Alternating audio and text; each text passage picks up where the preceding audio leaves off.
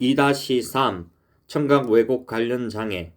청각 왜곡이 있는 아동은 청각의 방해로 인하여 자신의 잠재 능력을 충분히 발휘하지 못하여 언어 인지 학습에서 전반적으로 낮은 수준에 머물게 된다. 청각 왜곡이 있어도 드물게 학업 성적이 좋은 아동이 있으나 다른 아동에 비하여 지능이 좋거나 월등한 노력과 시간을 투여하기 때문이다. 이런 아동은 다른 아동에 비하여 쉽게 피로하게 된다. 대부분의 청각 왜곡과 관련된 장애는 다음과 같다. 1. ADHD 학습장애. ADHD와 학습장애는 많게는 50%까지 상호 중복적이다. 오랫동안 치료를 진행하면서 만났던 ADHD 아동과 학습장애 아동의 청각 검사에서 대부분이 왜곡된 청각으로 확인되었다. 베라르 박사가 베라르 ART 치료를 한 1850명의 난독증 학습장애 사례 중에서 1410명은 매우 긍정적인 결과를, 440명은 한두 가지 이상의 영역에서 눈에 띄는 부분적인 개선이 나타났다. 오랫동안 베라르 ART를 진행하면서 만났던 ADHD 학습장애 아동 중에 치료 후에 특히 극적인 변화를 나타내는 아동들이 있었다. 치료하면서 ADHD 약을 끊고 바로 읽기가 가능해진 아동, 10년간 들리던 이명이 소거되고 사람 목소리를 완전히 다르게 듣게 된 아동, 4에서 5년간 지속되던 틱을 중단한 아동, 집중력이 3분에서 30분으로 증가한 아동이 있었다. 사례별 자세한 경과는 제4부 임상 사례를 참조하면 된다. 2. 경계선 지능.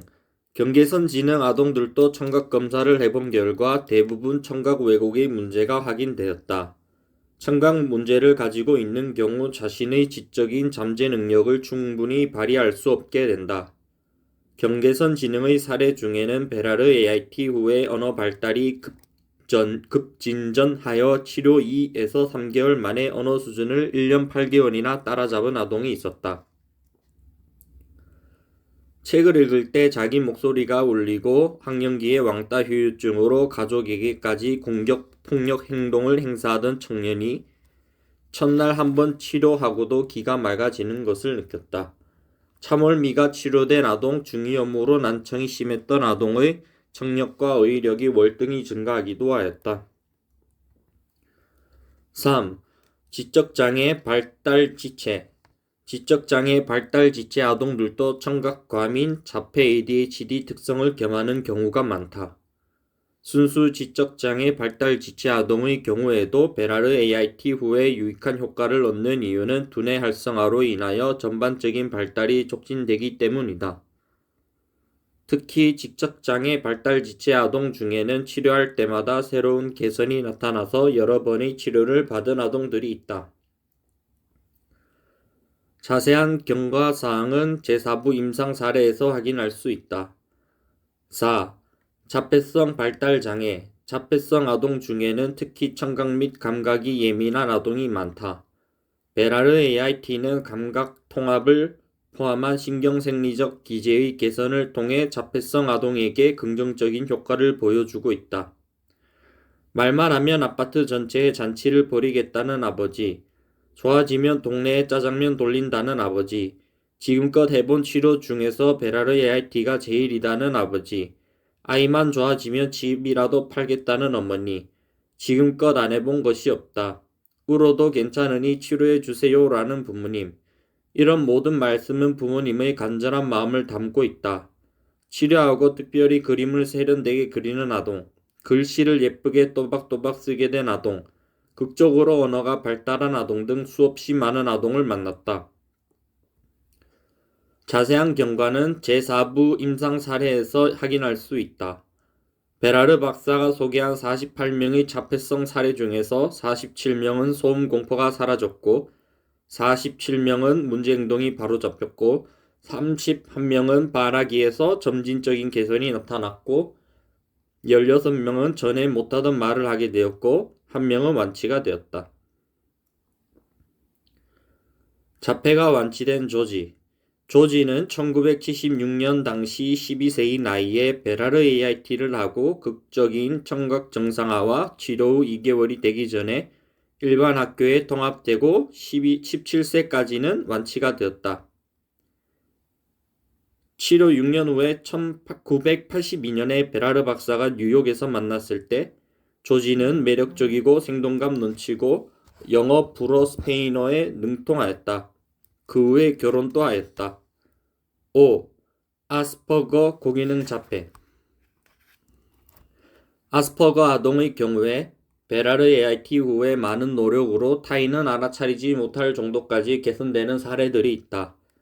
치료 후에 청각 정상화, 언어 논리성, 사회성 증가, 학업 성취도 개선, 불안 감소, 틱이 사라지는 등의 효과들이 있었다. 신경 발달 장애, 범주의 자폐, 스펙트럼 장애, 자폐 장애, 아스퍼거 고기능 자폐는 미국 정신의학회의 정신장애의 진단 및 통계 편람 DSM이 개정되어 DSM-5부터 신경 발달 장애 범주로 분류되고 자폐 스펙트럼 장애에 포함되었다. 6. 난청, 청지각 문제, 언어지체, 학습 부진 등이 문제로 나를 찾았던 사례 중에서 이외로 난청이 발견되었고 난청이 극적으로 개선되는 사례들이 있었다. 대부분이 잦은 중이염이나 만성 중이염, 직업상 소음 노출의 가거력이 있었고 원인을 예측할 수 없는 사례도 있었다. 병원에서는 분명히 이상이 없다고 하는데 말귀를 알아듣기 어려워서 아이 문제로 기도 중에 베라르라는 문구가 떠올라서 언어 지체와 학습 부진으로 등 여러 이유로 나를 찾아왔다. 최고 70데시벨까지 개선되는 사례까지 있었다. 사례별 자세한 경과는 제4부 임상 사례에서 확인 가능하다. 7. 우울증. 베라르 박사가 소개한 우울증 자살적 성향의 사례 233명 중에서 217명은 1차 치료에서 치료되었고 11명은 2에서 3차 치료 후에 치료되었다. 4명은 치료 후에 치료에 실패하였고 1명은 치료 초반에 자살했다. 베라르 박사의 우울증 사례 중에는 한 16세 소녀는 2번이나 자살 시도를 하였으나 치료되었고 이 소녀의 친구도 여러 번 자살 시도를 하였는데 치료되었다. 심한 우울증을 앓고 있던 한 50대 남성은 당신이 나를 치료하지 못하면 나는 자살하여 죽어버리겠다. 이미 한번 시도하여 실패하였으나 다음에는 반드시 성공하여 죽어버릴 것이다. 베라르 박사는 최선을 다하겠다고 하였으나 그 남성은 나를 당장 치료하지 못하면 집에 가자마자 자살하겠다라고 말했다. 이 남성은 치료 후에 우울증에서 벗어났다. 베라르 박사가 자살을 여러 번 시도했던 많은 우울증 환자를 치료하는 과정에서 확인한 놀라운 사실은 우울증의 경우 특별한 청각 유형이 있다는 것이었다. 1. 전형적 우울증 청각, 자살적 성향 2000, 8000Hz 픽 2에서 8 커브. 특히 왼쪽 청각에 2에서 8 커브가 있는 청각은 우울증 자살 성향 감정 기복이 문제가 있다. 오른쪽 청각에 있다면 행동 문제만 나타날 수 있다. 양쪽 모두에 2에서 8 커브가 있는 청각은 우울증 자살 성향이 더 심하다. 2에서 8 커브 사이에 골짜기가 깊을수록 우울 자살적 성향이 더 심각하다. 2에서 8 커브 사이에 골짜기가 약하면 우울 자살적 성향이 덜 심각하다. 2. 우울증 관련 청각 8000Hz 픽 1에서 8 커브 1500 8000Hz 픽 1.5에서 8 커브. 이런 경우에도 전형적이지는 않으나 우울과 관련성이 있다. 3. 아동의 우울증 양상. 성인들이 우울 증상과 달리 2에서 8 커브가 있는 아동의 경우 특별히 죽음에 관심이 많고 강박적으로 사로잡혀 있다. 어떤 사람이 죽었을 때 적절한 간이 사이즈나 간을 운반하는 데 필요한 응구 인원 등 특이한 형태로 나타나기도 한다. 이것은 아동의 우울 관련 마음 상태를 보여주는 것이다. 8. 기타. 기타 청각과 관련된 문제로 공격성 청각, 알레르기 청각 등의 설이 있으나 생략한다. 발음 문제, 청각 왜곡으로 소리가 사실과 다르게 들리고 들리는 대로 발음하기 때문이다. 음치 문제, 음의 높낮이 구별이 안 되는 경우 음치의 원인이 된다. 청각 왜곡 관련 치료 사례는 제4부를 참조하면 된다.